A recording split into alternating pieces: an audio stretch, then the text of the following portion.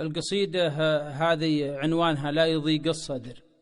القصيدة هذه ركبتها على قصة، كتبتها على قصة قديمة قبل 165 سنة.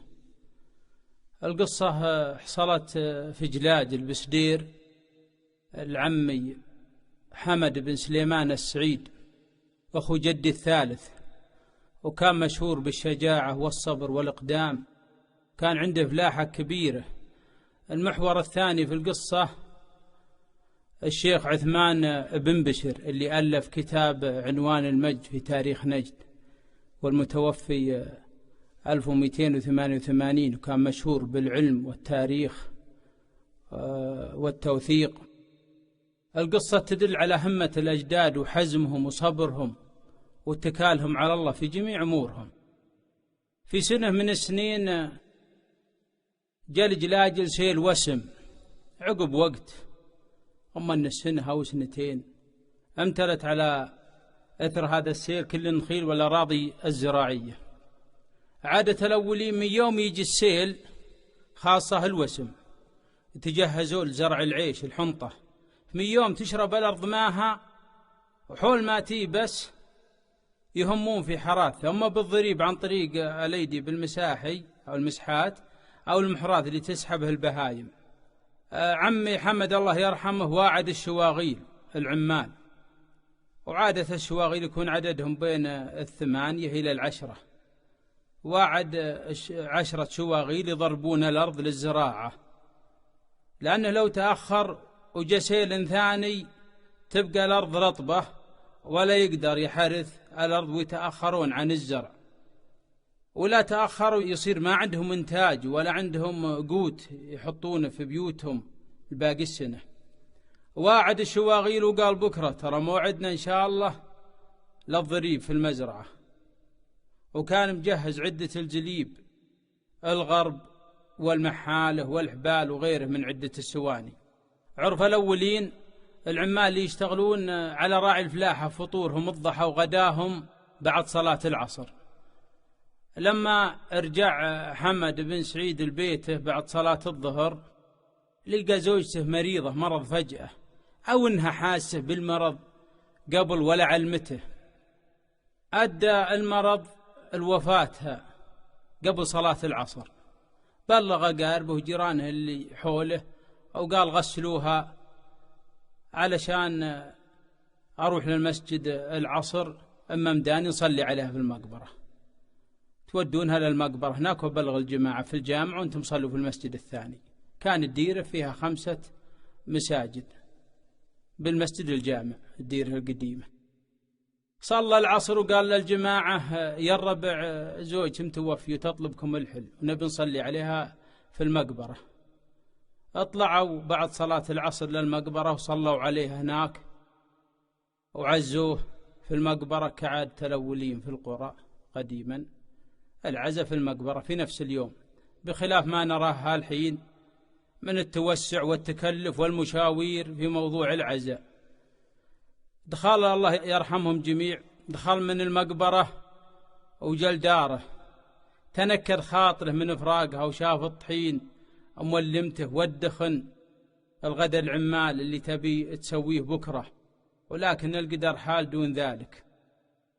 طلع من البيت مع أذان المغرب وراح للمسجد يصلي المغرب، مسجد في جلاجل يسمونه مسجد عيسى، وكان إمام المسجد الشيخ عثمان بن بشر اللي ذكرنا قبل، اللي ألف كتاب عنوان المجد في تاريخ نجد.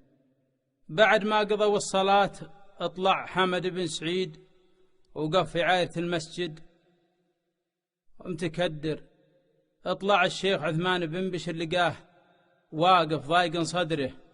قال وش فيك يا حمد؟ الموت حق. قال حمد الله المستعان، أدري أن الموت حق، ولكن البيت خالي وعندي شواغيل باتر يبو من يطبخ غداهم، وأنا أنت أخرت عن الزرع ما حصلنا شيء، والحياة تبي همة، وأنا والله أستحي في الناس وفي الربع اللي حولي أقول اطبخوا الشواغيلي باتر، والله أنه ضايق صدري. قال ابن بشر تعال تقهوي سمح الله الأمر.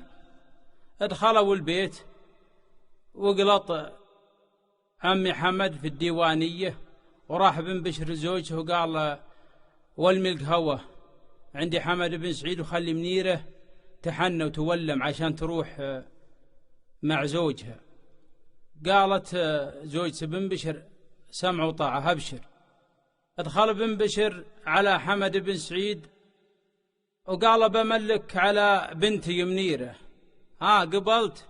قال وش تقول؟ قال ها قبلت منيرة زوج سلك يا حمد؟ قال نعم قبلت.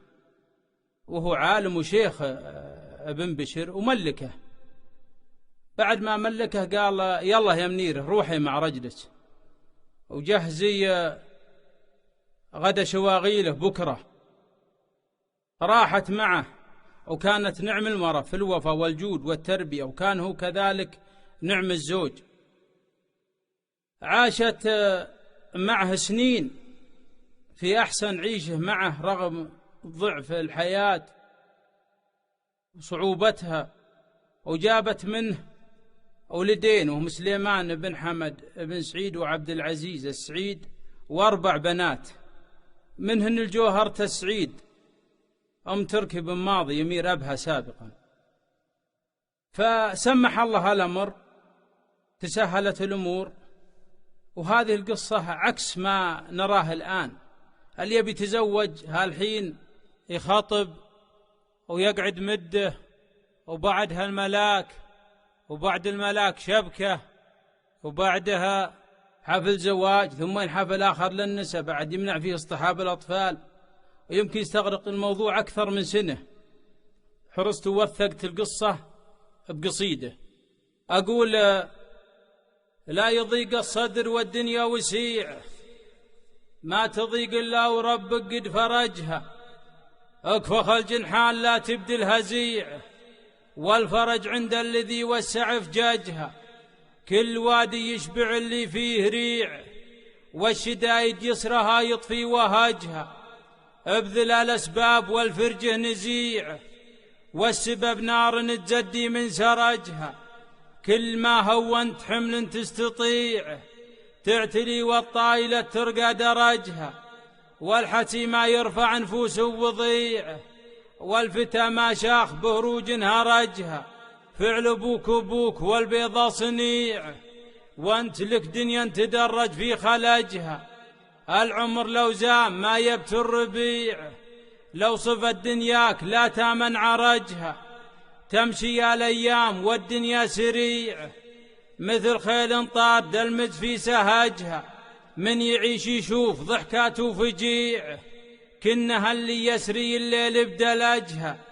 التوكل والرضا واجب شريع، والصبر عدال هلا جاع وجها. لو جفاك الوقت ملزوم تطيع، كم دروب تايده ربك فلجها.